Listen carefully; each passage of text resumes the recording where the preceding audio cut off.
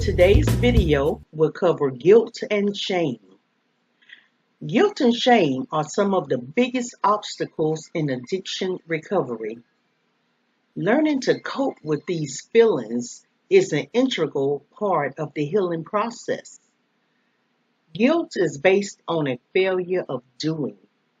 It's contingent on our values, morals, and standards.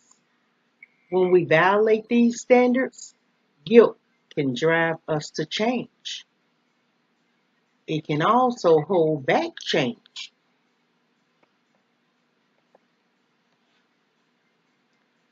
The relationship between shame and addiction is complex. Sometimes it's solely about addiction, and sometimes it has roots in the past.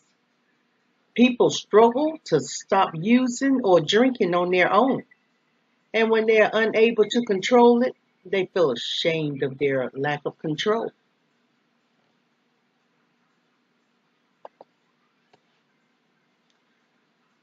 Many addicts start feeling more guilty as they reach the late stages of recovery. As mental clarity returns, the reality of the mistakes you've made become clear. Knowing all the struggles your family and friends went through to get you into treatment can cause addicts to feel a lot of shame. They don't want you to feel shame, they want to feel better. The upcoming video will present 9 tips on dealing with guilt and shame in addiction.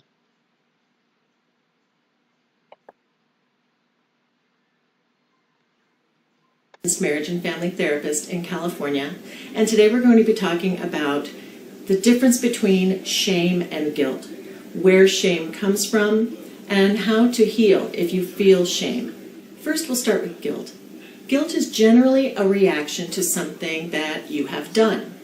You may feel guilty about something like telling a lie, something you've actually done. Guilt can also come up when you've thought about doing something or you've done something that really wasn't bad or wrong, but you still have a feeling of guilt about it anyway. We'll talk a little bit more about that later. But guilt is basically an emotion that you feel when you have violated your own values. Now, shame, on the other hand, is more of a reaction to feeling disgraced about who you are rather than something you've done necessarily. Let me give you an example. Let's go back to the example of lying. Guilt would say, I told a lie, I should not have told that lie. Lying is wrong. I'm not going to do that again. I'll do better next time. Or shame would say, I told a lie. I'm no good.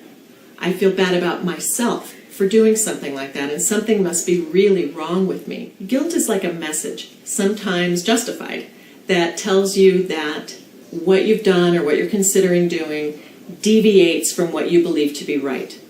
Shame, on the other hand, gives you the sense that you aren't adequate or worthy. Shame goes far deeper than feeling bad about a particular action or behavior. And some people live in a state of shame. They carry that feeling throughout their everyday lives. Now let me back up for just a minute and talk about that sense of feeling guilty when you haven't done anything wrong. Where does that come from?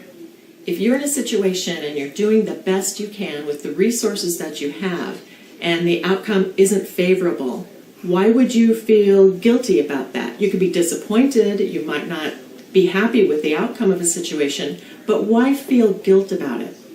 Well, sometimes whether we mean to or not, whether we're aware of it or not, we take on the feelings of other people and their expectations.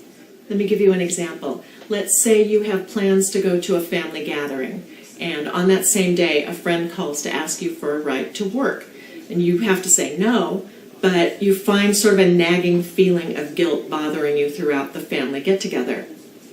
Or you take a test, and despite having prepared as much as you possibly can, you don't do as well as you expected. In each case, it sounds like you did the best you could under the circumstances, but sometimes disappointing someone else, having to decline your friend's request for a ride, or having to share your less than stellar grade with your colleagues or your parents even, can create a sense of sort of feeling guilty about their reaction or their disappointment.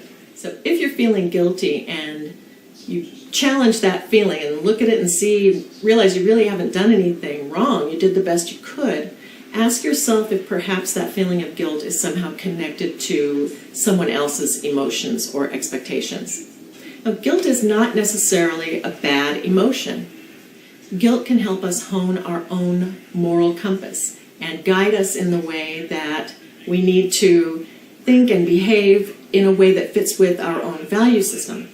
In the prior example about telling a lie, guilt lets you know that that doesn't feel comfortable for you to do. And that's a behavior that guilt is signaling you that probably isn't right for you to continue doing. Guilt signals you that lying is the wrong thing for you to do and helps you remember not to do it again.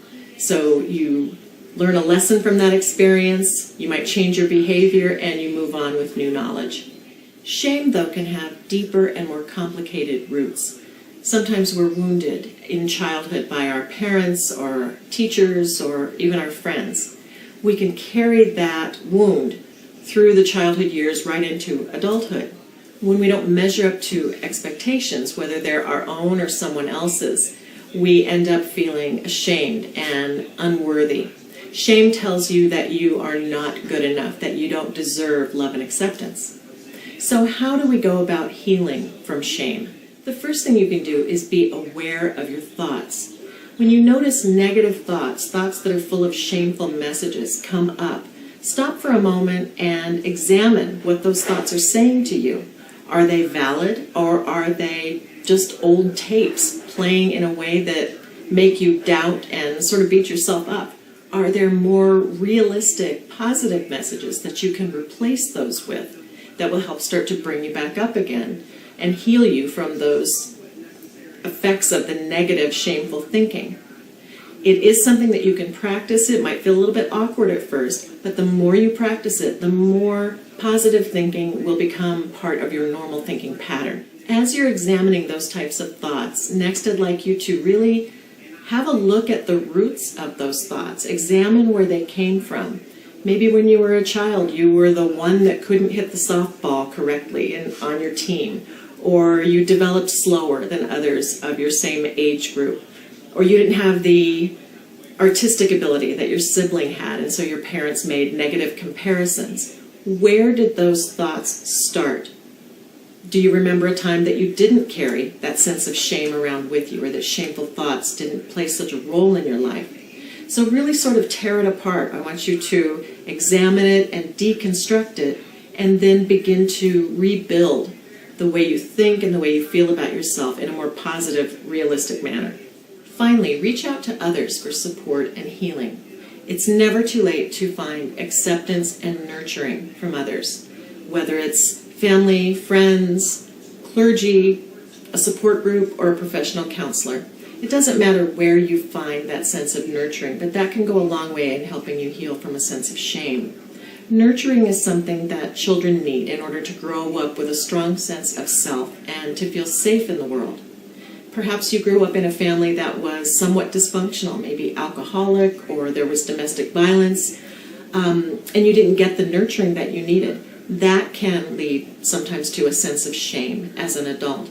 You didn't get the nurturing, the guidance, and just the different skills that children need from their parents or the authority figures in their lives. But again, like I said, it's never too late to reach out, to find that at any age and begin to heal from the sense of shame. Let us help you end feelings of guilt and shame. The education and prevention programs at Life Skills Academy can help. Go to lindamcqueen.org. Once you're there, the page will open up to Life Skills Academy. Again, go to lindamcqueen.org. Once you're there, the page will open up to Life Skills Academy.